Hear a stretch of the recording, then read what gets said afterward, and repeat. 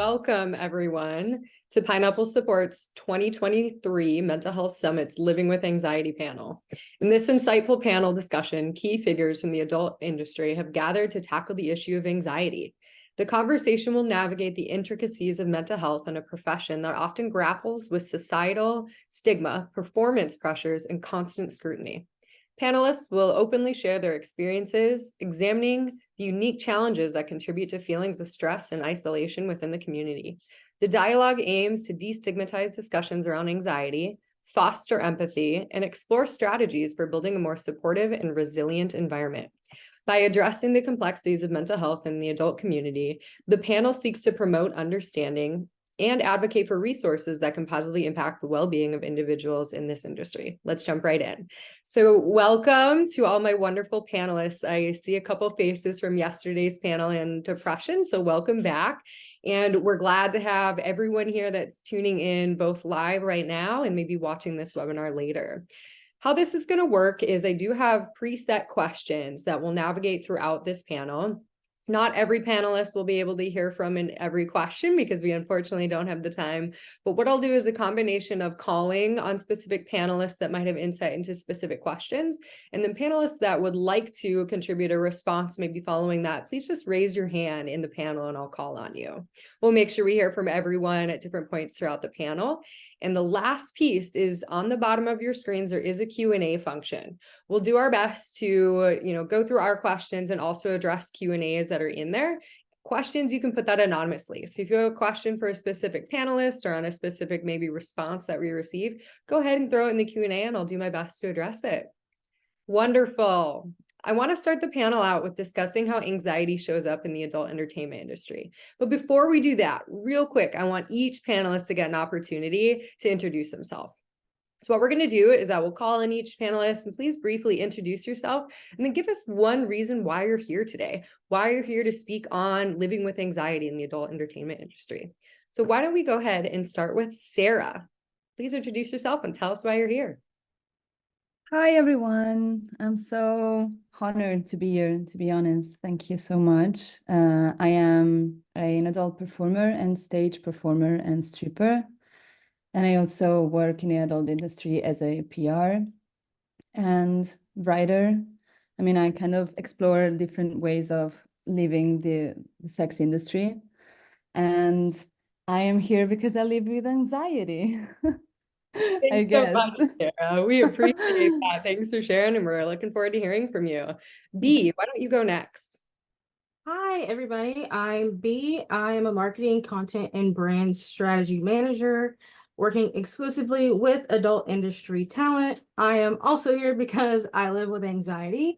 But on top of that, I'm really thankful that I can use what I've learned over the years to help my coworkers and my clients from day to day. Thank you, B. Why don't we go to Casey next? Hi, I'm also so happy to be here. My name is Casey Calvert. I'm an adult performer, writer, director, content creator. And I am also here because I live with anxiety. And I think it's really important that we as an industry talk about mental health and share our experiences. Wonderful. We're glad to have you, Casey. Demore, let's go to you next. Hey everyone, my name is Demore. I am very big on advocating for mental health. I live with depression and anxiety, among other things.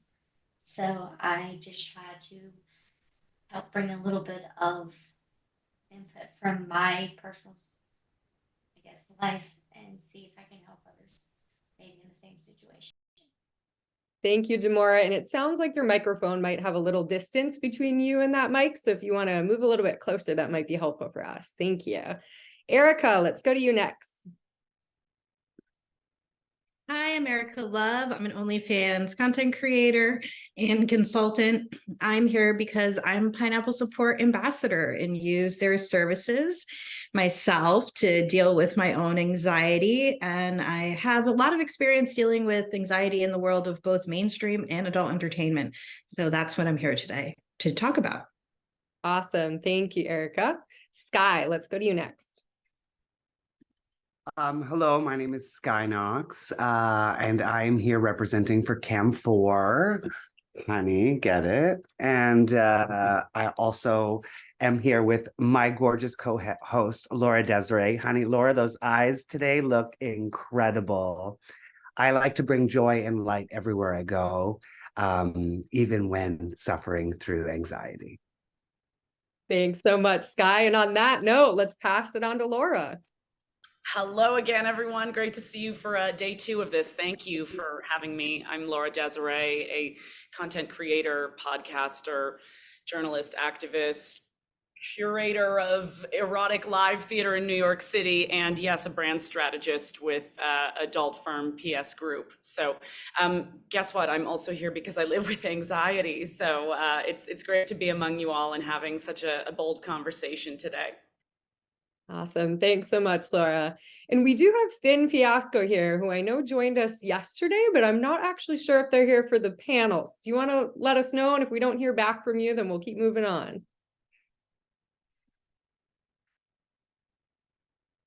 I imagine they're intended to tune in today. Wonderful. Let's go ahead and get started. So what I would like to do, as I mentioned, is start with how does anxiety show up in the adult entertainment industry? So I want to start with Demore. Why don't you start with that question? So for my personal experiences, I've had pretty bad anxiety for the last couple of days and been in a little bit of a rut. So I've had to take a step back. I haven't made any content, but I wanted to be sure to be able to do these 2 panels and tune in, because a lot of what I learned yesterday, as well as information I found out today, I'm sure is going to be very beneficial.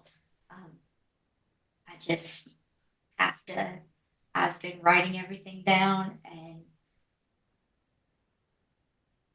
taking a breath, giving myself grace, and hopefully that'll be enough to get me through this holiday season. Thank you, Demore. And we're still having a little trouble hearing you. So if you want to make one more adjustment, yeah, we'll give it a try. All right, let's hear from one other of our panelists. Erika, would you give us kind of a response to that question on how does it show up in the industry? I think it shows up in 2 ways. One, in the day-to-day content creator, sort of adult creator world, things like, am I going to make enough money this month? For example, I think that's top of mind for a lot of people. And then the other sort of category I put it into is the in-person collaborations, where it can also show up. Appreciate that. And I'll just send a reminder to panelists, if you want to respond to a specific question that I asked, feel free to just put your hand up, the little hand wave function, but we'll keep moving through the questions. We've got lots to tackle today. So now I'd like to talk about what are some factors that activate anxiety? What are some specific situations, maybe interpersonal conflict or challenges with coworkers or producers, that might activate anxiety? Laura, let's go ahead and start with you. Yeah, Erika kind of paved the path on answering this. There's so many stressors in our reality being in this business. I mean, there's the reality of, yes, is income going to meet whatever goal I need it to, whatever goal I want it to? Am I making the right decisions based on what I'm comfortable doing versus what I feel I have to do, say, in regards to boundary setting? You know, do I need to push myself further down a path to maybe secure more of that goal money that I want?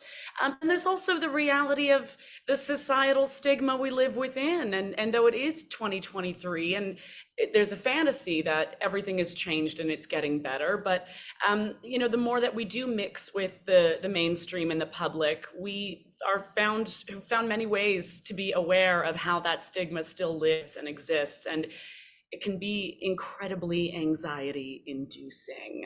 Those are just a few. Perfect. Appreciate that. I want to go to a question in the chat that is sort of along with what I just asked. And so in the Q&A function, we have a response. My anxiety also leads to body dysmorphia as a transsexual woman working as an adult model and cam model. How do you all deal with the mean stressors of having to always look perfect? And the best that we can to address some intersectional identities that were brought up in this question. Sara, what I'd like to do is start with you. I know you've done a lot of work around queer theory and kind of people as politics. And why don't you share if you have something to contribute here? Well, that's a tough question for me because I don't deal with the same. I am not a trans person, so I'm not sure I'm the best person to respond to this, to be very honest with you. Hey, anyone want to tackle? And I would say it doesn't have to be specific to being a trans woman, but just, navigating different identities in this field and responding to how people respond to us. Erika, I saw a hand up, and then Skyy, will go to you next. Absolutely. One question I get a lot from people about social media is like, how do I deal with the negative comments? And I look at it as it's business. It's not personal. I know not everybody can take that approach, but that's how I sort of look at it in my own way. And if you're not somebody else, if you're not their cup of tea, that's okay. You're not there to be everything for everyone all the time. And that is how I kind of deal with all the negative comments, and just check out when you need a break. When somebody does say something that crosses a boundary for you, then it's time to put your phone down and just walk away and take a little break. On the topic of being a transgender woman, my sister is actually a transgender model. And, it's something that I hear from her, and it's definitely not apples to apples for the two of us. But, I try to give her the best advice I can. But I think just having confidence in yourself and know that you're putting something out there in the world that somebody else is enjoying and it's bringing a smile to their face helps get, you through the day. Awesome. Thanks, Erika. And let's take one more response to this question, because I think it's applicable to lots of different identities. Skyy, what do you have to share with us? I am obviously a proud gay man, so I have both masculine and feminine energy. And lately I have been letting my feminine energy out more, and I've been so much more proud to show that. But not all my fans and followers are so lovely to me because of that. And you just have to know what makes you happy and what is going to drive you forward in your life. And the feminine energy that I have found, and also Laura has brought it out in me. That's why the two of us have been working together so much. I even have blonde hair because of her, So, as a trans woman, I recommend just letting that inner self go and stepping forward into your light. Awesome. Thank you, Skyy, and thank you for the question. So we'll keep those questions coming. Feel free to put them in the chat. We'll address them anonymously. We'll go on to my third question. There are lots of ways to effectively manage anxiety. So from our panelists, what are some day-to-day strategies like setting boundaries and expectations that you have found effective for yourself and others? Let's start with B. What are some strategies that you found to effectively manage anxiety? Sure. One thing that I use personally and always recommend to everybody is time blocking. We all are working so much, have so many tasks, have crazy to-do lists, and it's so easy to get overwhelmed, whether or not you struggle with anxiety every day. So I set aside time for deep focus. I set aside time to catch up. I set aside time to, read emails.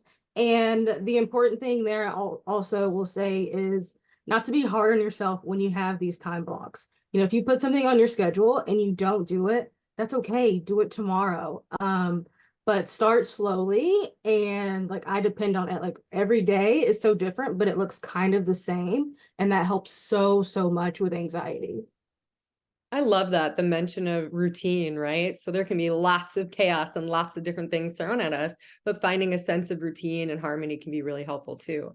Laura, what do you have to share with us? Anxiety is so physical, and it's something that a lot of people who are dealing with it makes it sort of mysterious within the experience of self. We don't realize that what we're experiencing is anxiety. It comes in the form of, a physical tightening in the diaphragm and the breathing. It comes in the form of a nausea that strikes. It comes in the form of a dizzy. Anxiety is incredibly physical. And so one thing I like to do is keep physical activity in my day-to-day, because I like to think of, if I live with anxiety, then anxiety has this bank in my mind of energy, and I want to exert all of it and drain that shit out before it starts spending itself where it wants to. So I go in and I try every morning to fucking drain that bank. Pardon me. I try to drain that bank because I don't want it to have the funds to drive me crazy. And it's because it's such a physical thing. I'll try and keep this brief, but you know, our nervous system as a whole, 80% of the function of our nervous system is dedicated to sending alarms to our brain to tell us something's wrong. My heart is beating fast. My chest is tightening. My body is closing up. There's only 20% of the nervous system that carries the message from the brain saying, we're okay. You're okay. And that's why it's so hard to break an anxiety attack or a panic attack when it happens. And I can't stress it enough. You've got to get physical with yourself when tackling it. Get up and move. Appreciate a little bit of neuropsychology in there, a little physiology. Appreciate that. Sara, let's go to you next. Any effective strategies for managing anxiety? Yeah, like following what Laura said, like sometimes like I also use a lot, like moving myself helps me a lot. But even if you do like mindful movements like yoga, or even if you just stretch, just stretching like helps a lot, like to relax the body and therefore the mind. And just remember to breathe. I am someone who is a lot in their head most of the time. And like I've been imposing some sort of discipline to myself in the last couple of years, like kind of transforming my inner monologue of what the fuck, Sara, into of course you can handle this, and kind of trying to impose ourselves to do things like one at a time and not anticipating anything. Yeah, appreciate that a whole lot, Sara. I'm going to move on to our next question, but first want to acknowledge in the chat. So if you send things in the chat, only the hosts and panelists can see them. And so I want to make sure I share a comment that came in here. So someone else who has a shared experience of gender dysmorphia and dissociation has found that grounding techniques help. As well as practicing a lot of self-care. We talk a lot about self-care, and that doesn't have to be just the, you know, taking the bath or doing our nails. It can be revolutionary self-care, right? Engaging in your community, looking at the people around you and cutting people out, setting boundaries, things like that. And so this person also shared, remembering that you deserve the right to say no. You deserve the right to your own opinion and find people who love and accept you. So I really wanted to make sure I shared that with everyone. Our next question is for executives and producers that we have on the panelists. Do you have any recommendations for working with, supporting, and managing talent that may be experiencing anxiety? And I want to start with Casey on this one. Yeah, so I consider myself to have many full-time jobs, and one of them is as a director and a producer. I'm currently working with Erika Films, who I believe is one of the amazing sponsors for this event. And as a director and a producer, the number one most important thing that I can do when working with talent who have anxiety, because I think that I work with a lot of talent who have some form of mental health struggle, be that anxiety or depression or body dysmorphia or some form of neurodivergence. I feel like a lot of people in our industry have these things, and it's one of the reasons why we thrive here. The thing that I feel like is most important is creating a safe space on set. And that safe space is an emotional safe space as well as a physical safe space. So it's a space for performers to discuss consent and discuss what they want to do today, but also be able to say, hey, actually, I feel weird. My body doesn't feel right. Something is weird. I'm having anxiety, whatever. I need to talk to you about something, and just creating that space to be available for those conversations. And it's also taking a lot of breaks. It's having good food on set. I feel like that's really important to help people with their mental health and keep spirits up on set. But then otherwise, it's having grace for everyone's individual struggle and not blacklisting somebody who texts me the day before and says that they're not feeling up to doing a scene or doing a collab the next day, or someone who on set is not happy with their hair, their makeup, or their wardrobe because it's giving them some form of body dysmorphia or gender dysmorphia. and working with those people to it's just being kind to those people and making sure that you can support them in every way you can, whether that's canceling a scene or making changes to a scene. It's just being open-minded about what you can do. Awesome. Casey, I hear a lot of just being responsive to people's needs and recognizing that those needs sometimes change from moment to moment. If we're not communicating with the people that we work with, we're not really recognizing even the nonverbal signs, we may miss something that could be really important to that person. Wonderful. Any other executives or producers in the room? B, let's hear from you. Yeah, on top of what you were both saying, trust your team. Your team could be who's on set, it could be your family, your friends, or it could be, you know, if you work with an agency or whoever it is. If you're not communicating with those people, there's no way for us to know. And, you know, even for me, if I'm asking for content from someone, I'm asking for specific things, and you can't, like, you have to tell me that you can't, and I can work with it. But if you don't, I'm going to keep the same pace.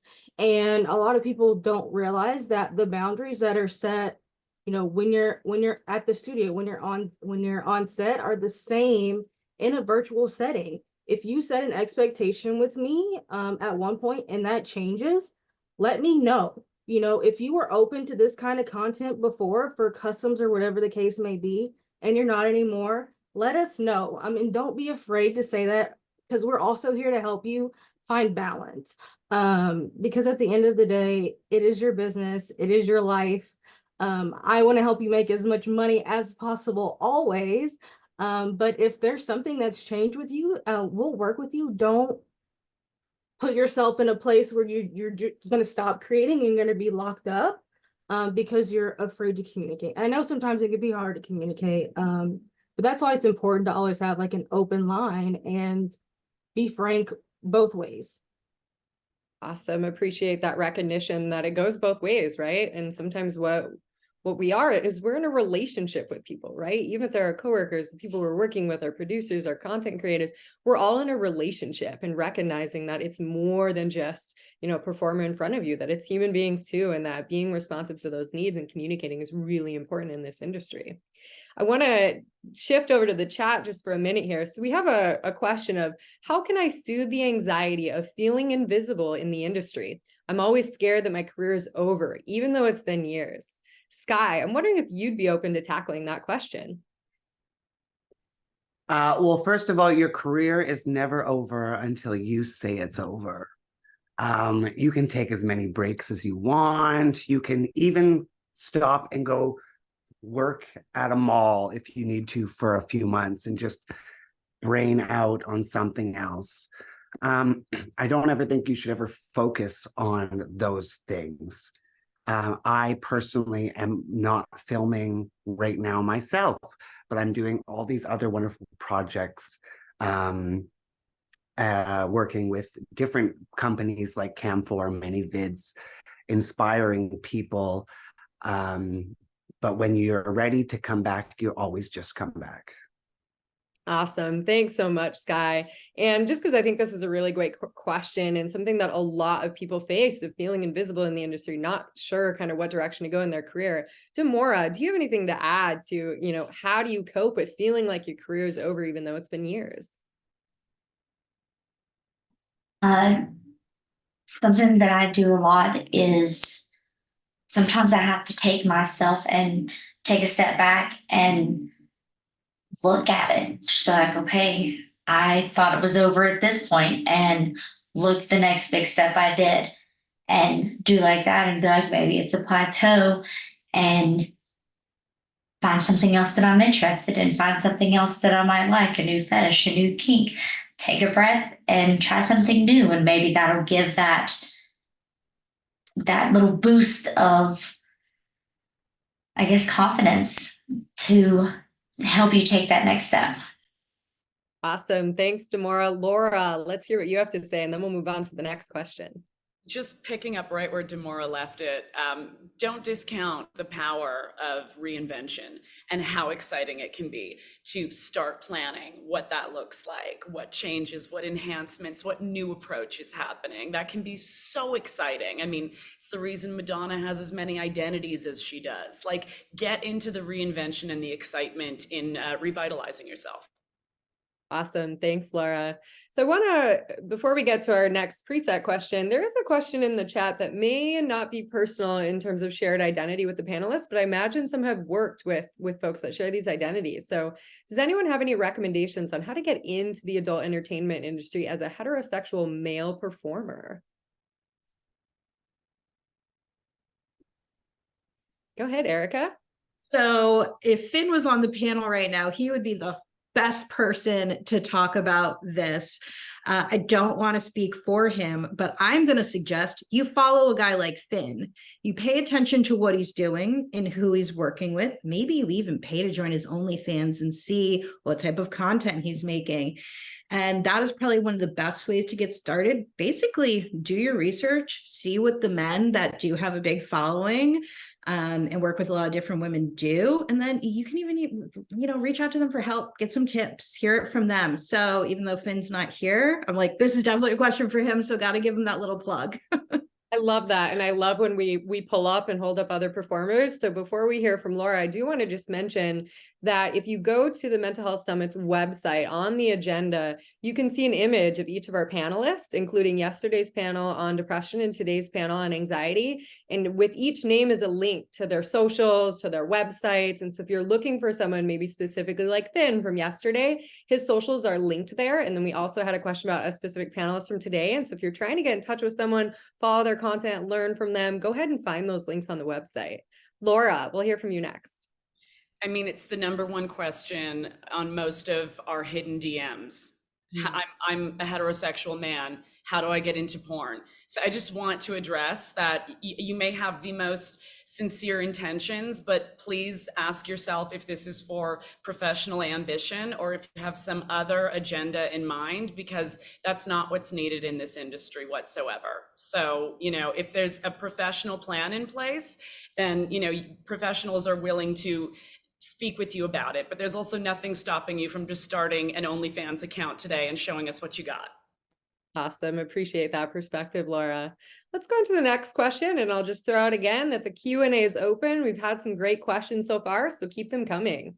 So I want to shift from our last question, focusing more on executives and producers working with managing talent, to our performers and content creators in the room. Do you have any recommendations for working or under folks who may not be as sensitive to or potentially triggering of anxiety?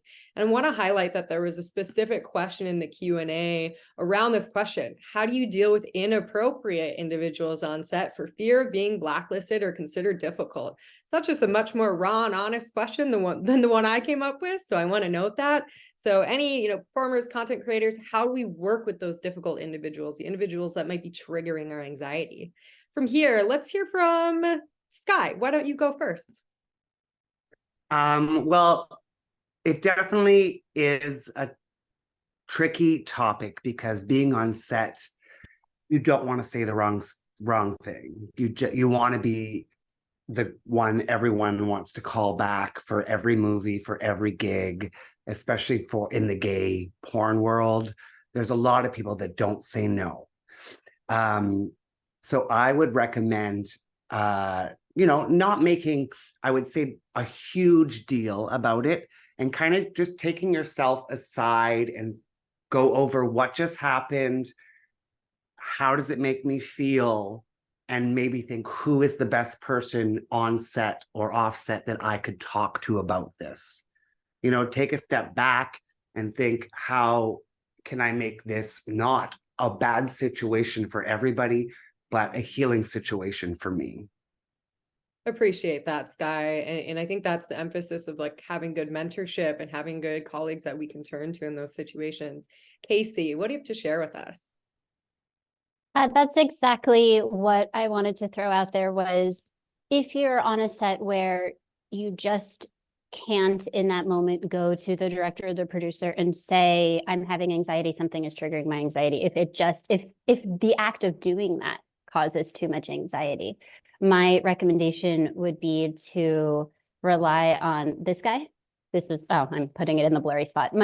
Rely on your cell phone, rely on the people in your phone and the people who you can text and reach out to and say, hey, I'm having a really weird day on set. I need some support.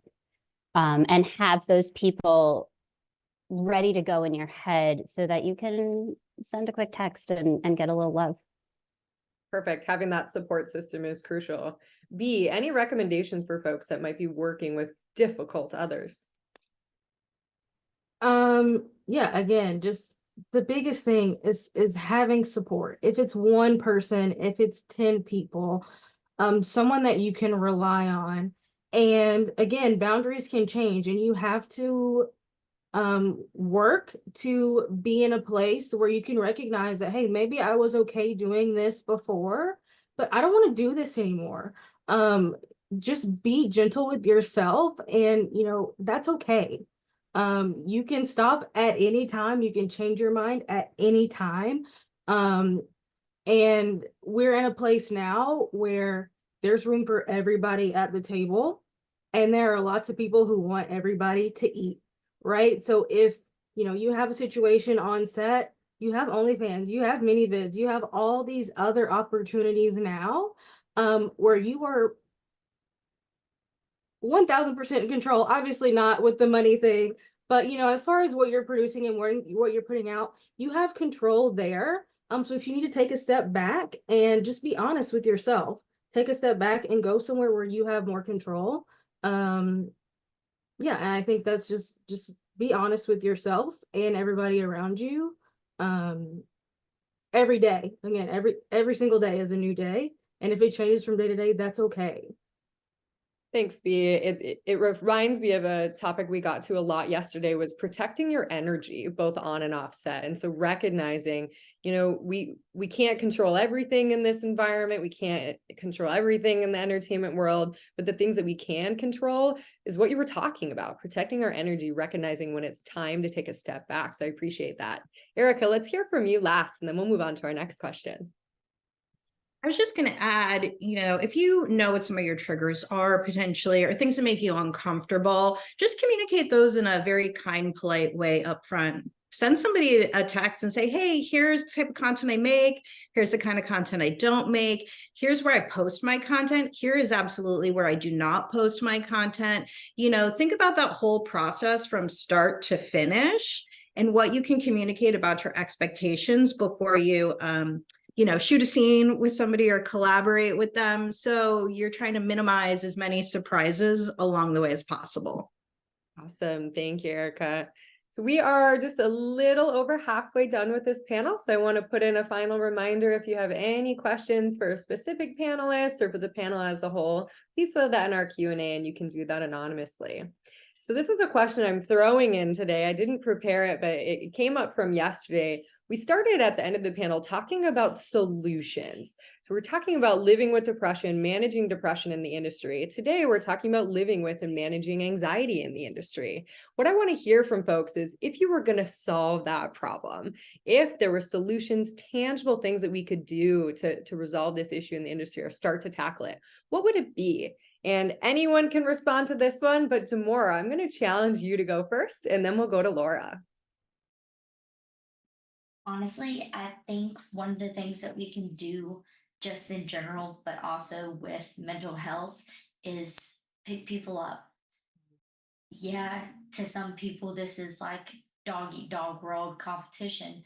But in the end, if you're only out for yourself, you're going to end up falling. So I feel like if we can all try and lift each other up and be a safe space for other people, then that would end up helping just as a whole. And just like yesterday, y'all were talking about with the producers and stuff, making that a safe space.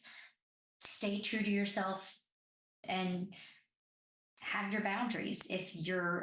If they can be a hard line, they can be a gray line, but stay true to yourself and help other people. Love that. Staying true to yourself and recognizing that like this is a big world of relationships, right? And the more that we can support and lift up others, the more that'll be reciprocated back to us. Laura, what do you have for us in terms of solutions? You know, it's so essential to acknowledge that it is present in your life. A lot of the times, just anxiety is so cunning. It's this bully that can know you better than you even feel you know yourself. And it has these ways of getting into your body and getting into what you think is your safety. And until you acknowledge it, that you are dealing with anxiety, you can feel so helpless. And once you name it and you say, wow, I'm dealing with anxiety, then you can start working on these efforts, be it physicality, be it therapy, be it even, I hope this isn't controversial, but there's, there's medication options as well. And I myself was dealing with such extraordinary, during the pandemic, extraordinary panic attacks that I seriously wound up in the ER a few times thinking this was a heart attack. And I had a doctor that prescribed me something called propranolol, and very low dose of a medication that took away the physical symptoms. And that was very useful while I combined that with talk therapy. And, I don't need it as often anymore, but there are solutions, and you're not stuck with a life living like this. Like, please know that, but you have to fight for it. Thank you, Laura. And we're going to go to Sara next, but real quick, want to acknowledge the courage it takes to even talk about medication in a space like this. We talk a lot about the stigma in the adult entertainment industry for mental health in general, let alone seeking services like therapy or medication. So I really applaud you for bringing that up. Sara, what do we have in terms of solutions? I would say that one big solution is doing network, like relying on sex worker-led organizations, like talking to people and knowing that you can rely on people who know exactly what you are going through, can only be people who are in the industry and perform in the industry. And another thing, like in regards to productions, like when you work with other productions specifically and not like working independently, is that, when we are used to rely on community here in Europe, for example, we rely a lot on that. And once you feel stronger in community, like you also feel like less anxious about being blacklisted by productions because you said something, I don't know, too controversial for any reason. Or you can go together and, I don't know, ask productions to give performers more agency, like consult them more, like taking more into account their consent whenever they make decisions that regard your own image. So yeah, I would say a big solution is networking and reaching out, as Casey said before. Awesome. Thanks, Sara. Before we move on to our next question, there is a question in the chat, and this is someone who joined us yesterday. So welcome back. We appreciate the support. So this question is, the commenter appreciates all these insight and is wondering if the industry is moving towards a model similar to mainstream media and using something like an intimacy coordinator on set. Is there any sort of role for someone to serve as a liaison between the director and performer to maybe buffer some of the anxiety performers or other crew members might be experiencing and challenge some of those concerns about power dynamics, worries about future job opportunities being at risk? Wonderful question. Would love to hear if anyone has a response to that. Casey, let's hear from you first. So yeah, the industry is absolutely moving in the direction of having intimacy coordinators or talent liaisons on set.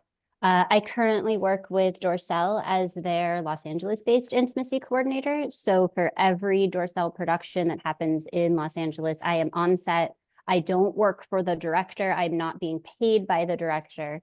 I'm there working for the company itself as the liaison between the talent and the director. I'm there to make that safe space for the talent to come to if they have any concerns, if they have any questions.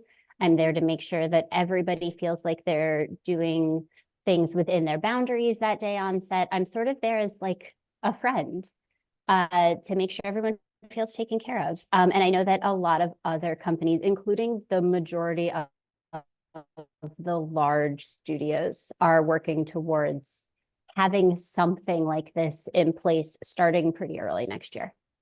Awesome. Thank you, Casey. Anyone else on the panel have any experience or thoughts on intimacy coordinators in this space?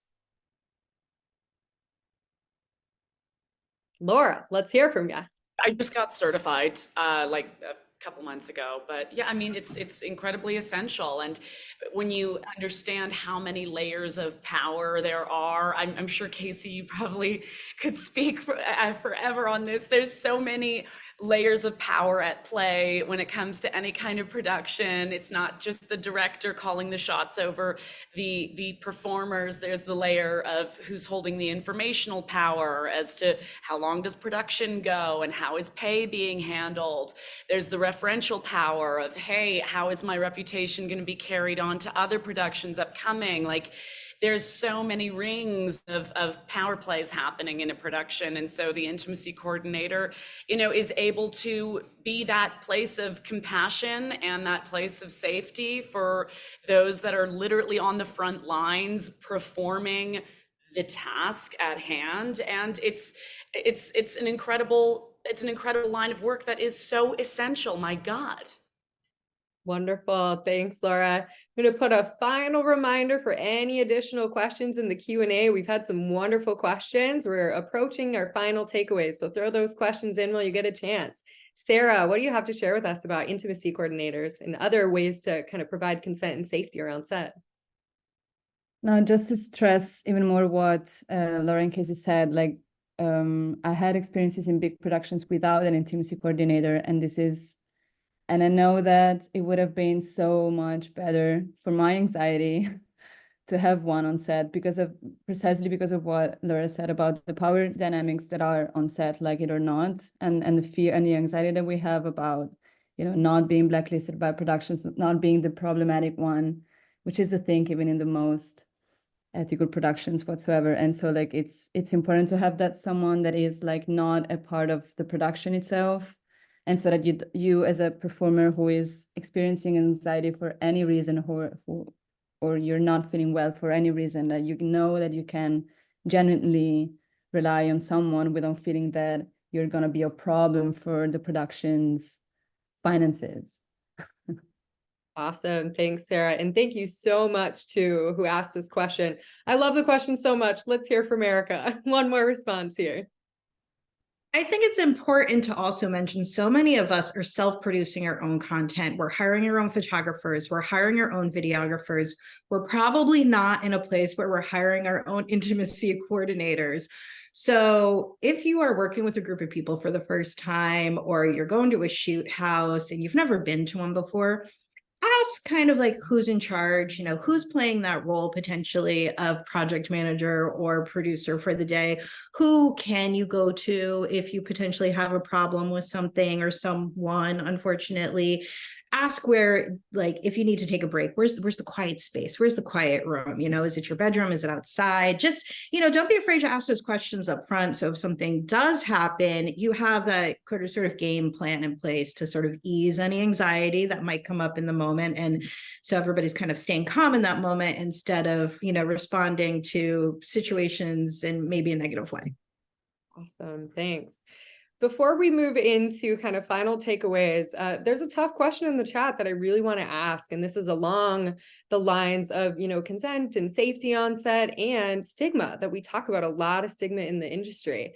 So this question is related to HIV positivity and porn intimacy and stigma. So I think I'm understanding the question correctly, is that, if the company is aware, performers are aware that that performer is undetectable, how do we navigate some of those conversations on a set?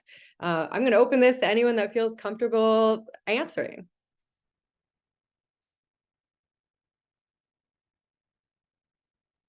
I'm not sure I really understand the question. Maybe if you phrased it a little differently. Yeah. I'm going to ask the person who asked the question if they want to maybe rephrase it for me. I'm doing my best to interpret it. But it sounds like, Casey, you have some thoughts. Let's start there. And then hopefully this person can maybe reword it for us a little bit. Yeah, I do not want to speak for the person who asked this question, but I do think I understand what the question is asking, because I've encountered this before. This person is saying, because as we know now that undetectable is untransmittable within HIV. This person is asking about working on set as someone who is positive but undetectable, and the stigma about that, because there is so much stigma. I personally don't feel comfortable really speaking to the answer for this question. I wish we had someone from Panists on this panel who has more knowledge and background talking about HIV and viral loads and all of those things that I only know very little about. But I wanted to jump in and say that this is something that people are talking about, and this is something that I've encountered a couple of times now, and it's tricky. This is a really, really hard topic. And Casey, would you repeat the name of that resource that folks could go for some additional information, and we'll kind of leave it at that? Sure, yeah. So PASS, I'm going to blank now on what the letters stand for if someone wants to help me out. But PASS is the mainstream industry testing organization that helps regulate STI testing within the adult industry. And they have a lot of resources and are currently discussing what to do now that HIV is not what it used to be. Yeah, awesome. And Erika, I don't know if your hand was up from before, but did you have something additional to share here?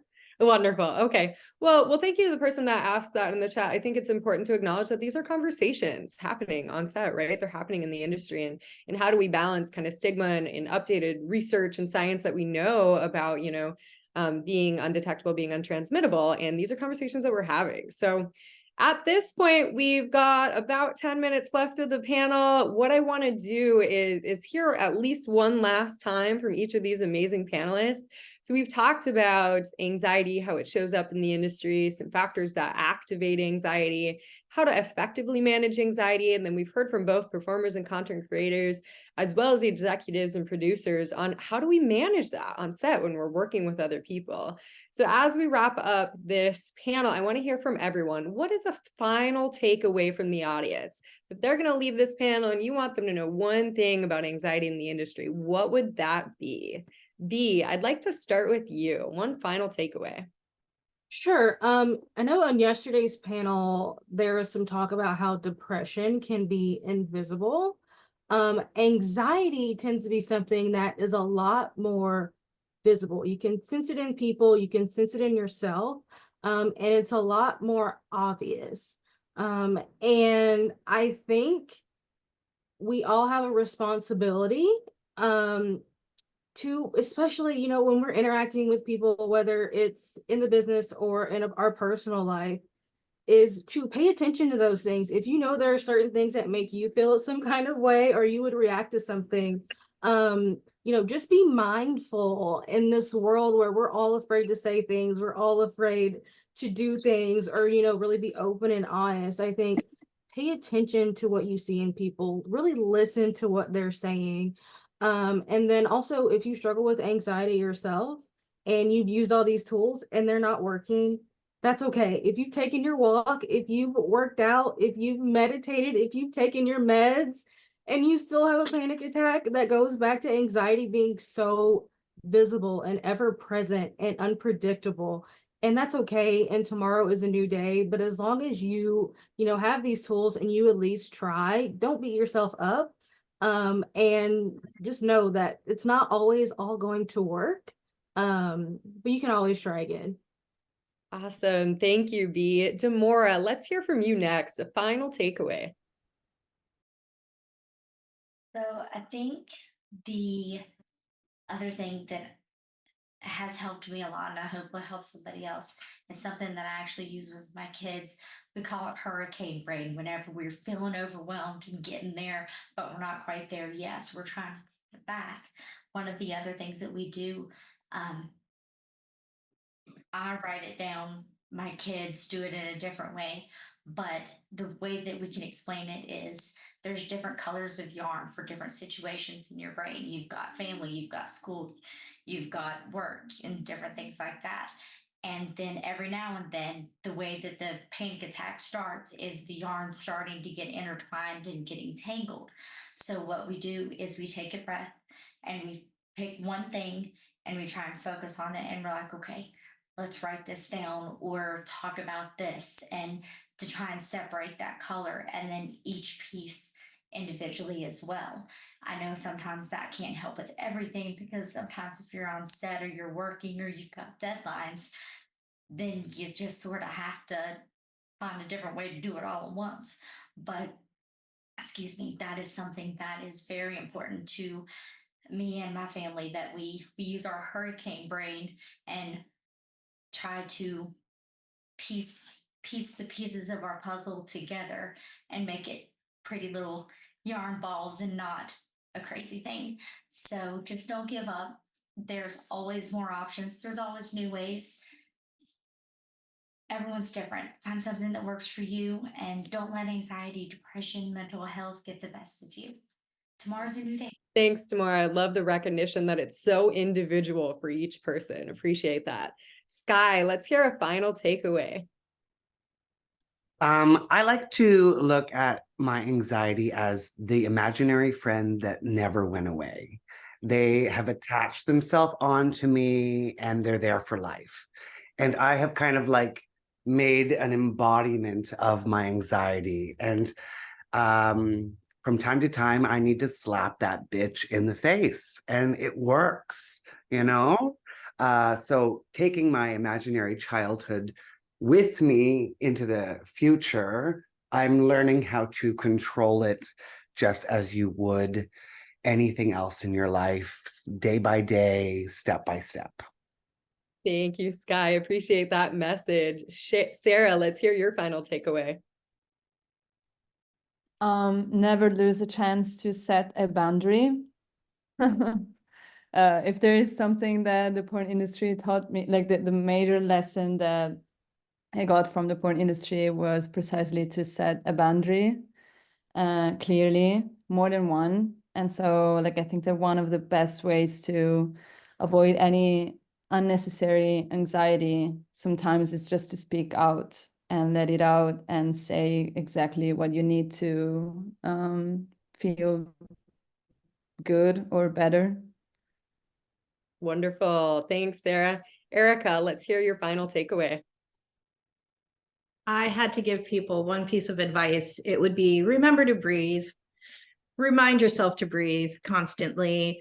I think it was Laura who was talking about, the connection with the body and the mind and all of that. And breathing deeply for 5 minutes can do wonders for your body. So when you're feeling that anxiety creeping up, or you're feeling yourself getting a little uncomfortable in a situation, just find a place, listen to something soothing, and just breathe for a few minutes. I know it sounds like such a simple, like hippie yoga kind of thing to do, but I started doing breath work like seriously about 4 months ago, and it has been life-changing in managing my personal anxiety every day. Thanks, Erika, for sharing that with us. And sometimes it is those simplest strategies that are the things that we neglect on a daily basis. And so something as simple as breathing can make a big difference for someone in their anxiety. Casey, final takeaway. For me, I guess my final takeaway would be to be vocal about how you're feeling. For a really long time, thanks, Laura. For a really long time, I didn't talk about my mental health stuff with anyone, especially not people in the industry, for fear of being perceived as weak or whatever, stuff in my head. But when I started being vocal about it, I realized that so many people in our industry struggle with the exact same things. And the way that I've been able to build a huge support network for myself is just by being vocal and by saying really casually, like, hey, I'm really anxious today. Or like, this thing's making me super anxious, as if it's no big deal, as if it's just, I broke my leg. I guess that is a big deal, but you know what I mean. That it's just I sprained my big toe. I don't know, that it's just a normal part of the human experience. That's been really life-changing for me.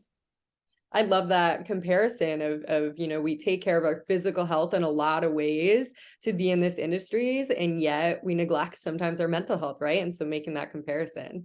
Laura, I hope that Casey didn't steal your response from your reaction, but why don't you share with us your final takeaway? Casey, in the eternal words of the great Meatloaf, just want to say, you took the words right out of my mouth. Must have been while you were kissing me in my dreams. Anyways, that's exactly where I wanted to go. Same 1,000 times. I agree. Vocal, talk about it. I dare you to take that chance when you're in the moment, when it strikes and it comes for you, to talk about it, to address it.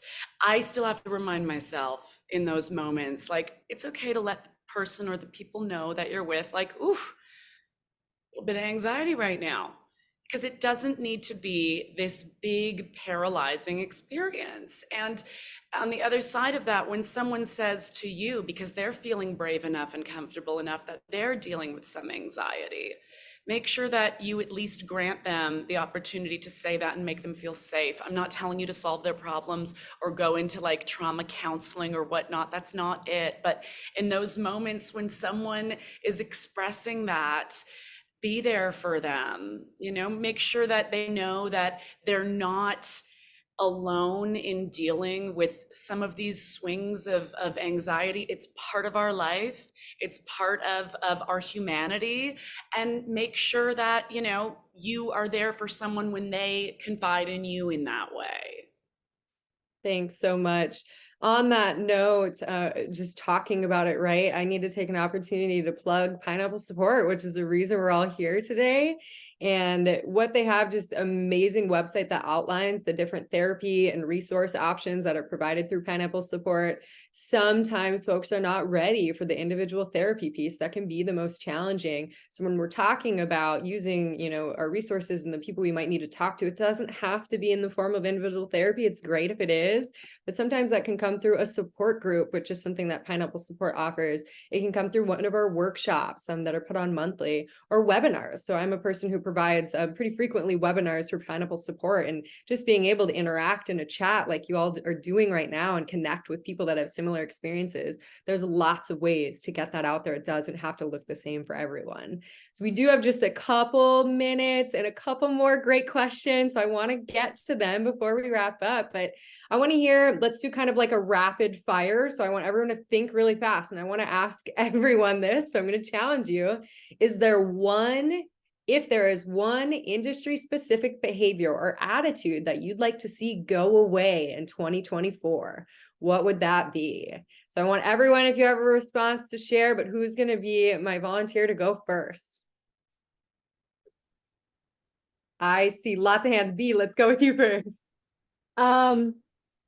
Everybody doesn't need an agent. Everyone doesn't need management.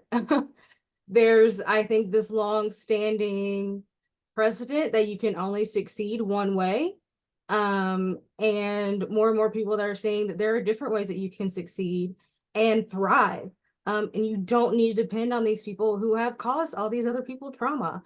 Honestly, step one, get yourself a virtual assistant. They're not going to break the bank, and they can help you spend less time doing things you don't want to do or that give you anxiety. And you can focus more on building your brand the way that you want it to be. Awesome. Laura, what do you have for us? I don't know, just be real. Enough of this competitive rigidity. It's bullshit. Be real. Like, if you're having a hard time, talk about it. Be there for each other. I wish I had flowery, fancy words for it, but fucking be real. Yes. Awesome, Laura. Casey, what do you have for us? Laura just stole it from me. So in sync. We are on the same team. What I was going to say is this idea that we're all in competition with each other. We're not. We're all individual people, and there is someone out there who wants to buy our content. Everyone has someone out there who wants to see us succeed. Love that. Sara, what do you got? What Laura and Casey said, nothing to add on that. Awesome. We'll take it. Erika, what do you have for us? I was going to say the same thing. Just don't be afraid to be yourself. And, you know, I remember being in the corporate world and they would be like, oh, we want you to be your true authentic self and bring your whole self to work. And I've honestly never felt that more than I ever have being in adult entertainment. Perfect. Skyy, we're going to end with you. Final takeaway. What do you have for us? I just like people to keep toxic masculinity away it's in the gay porn world, it's very high, very intense. And we work with a lot of gay for pay actors that bring that toxic masculinity energy. And I'd like to keep that away. Wonderful. Thanks, guys. Sara, I'll give it back to you. Sorry, but something that really needs to change in the adult industry too is this male domination in positions of power. Appreciate that, Sara. All right, perfect timing once again. We are on the hour. So before I wrap it over to Kelly, just thank you to all of our phenomenal panelists between yesterday and today. Just amazing insights. There's been a number of comments in the chat and the Q&A of people wanting to connect more with you. And that's what this is all about, connecting, building relationships. So just a reminder, website socials are linked to each of our panelists on the summit's website. And just thanks to everyone that tuned in, especially those that are going to maybe watch this later. Share this with others that you think might find this content useful. This recording will be available. So it's been an honor to be a part of these two panelists and meet all these wonderful panelists. And I'm going to turn it back over to you, Kelly.